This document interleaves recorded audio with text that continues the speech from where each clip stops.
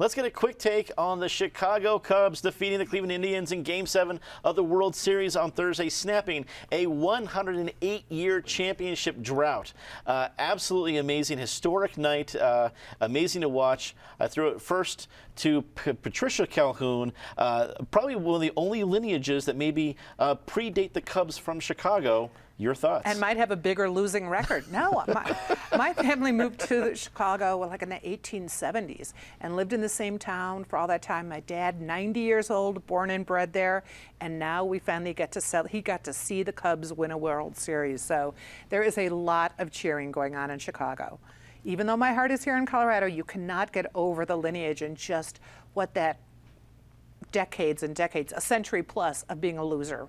It kind of gets inbred in you. I think there's a lot of Coloradans, regardless of lineage, that are with you 100%. A lot of folks are cheering on for that game. Craig Silverman, attorney with Silverman and Levis, and a talk show host on KNUS Saturday mornings. Your thoughts on this historic win? It's a huge event. The world is not quite the same, although I think they kind of lost their identity. They're not the Cubbies anymore. We felt it with the Broncos. Good for them. I hope we get to feel it with the Rockies someday. Wouldn't that be fun, driving over here by Coors Field, just thinking about it? And then what about the Nuggets? If they ever were in the NBA championship, that would be cool. The neatest thing about the Ricketts family from Chicago, they were belittled by Donald Trump, and then Donald Trump has made up with them, and now they're a winner. And this Donald Trump's the greatest maker-upper I've ever seen. We're gonna see that in about 4 days. We'll see what that. Eric Sonham, political analyst. Do you remember seeing a better baseball game? I remember seeing games that were better played. Okay. There were plenty of errors in that game. Sure, it was sure. not a totally clean game. The word I used for that game was epic. It was epic. Everything about it, including then the 17-minute rain delay, which I really think benefited the Cubs because it slowed down the momentum. It was just an epic game. It was so much fun to watch. You know, the Cubs have always been the lovable losers. Well, you take the second half away from that now. They're no longer the losers. We'll see if they remain lovable. Everyone identified with the Red Sox, and then now the Red Sox, after winning a few championships, they become like the Yankees again. So we'll see if the Cubs remain lovable. The best part of this whole thing, Roger Angell, for baseball fans, Roger Angell is like the baseball writer of the last 50 years.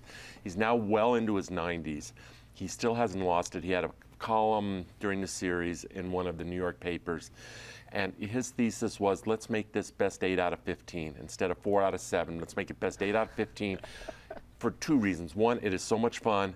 And secondly, it was such a welcome distraction from this despicable campaign we're having. And now we're back to the campaign. No thanks to Craig, who brought it into this question. And rounding out the panel, Natasha Gardner, senior editor of 5280 magazine. Did you let your little one stay up and watch history? He did, but Thanks. I have to say, both good and bad. The Comcast short out, very frustrating for a lot of people, but it gave us enough time to give our little one a bath before the game picked up again. That was the only good thing about the Comcast outage. What I will say is that you know, there's a similarity in the front office for the Cubs and for the Red Sox when they were able to get rid of their curses. I'm just saying that the Rockies have a pretty long stint here. Perhaps we could use some help if Theo is looking to relocate to Colorado. I can't think of a better state. He could name his price anywhere he wants to go. I heard on a radio podcast with Mike and Mike saying, now I know him writing for president, Theo Epstein. So any job I think he'd be good at.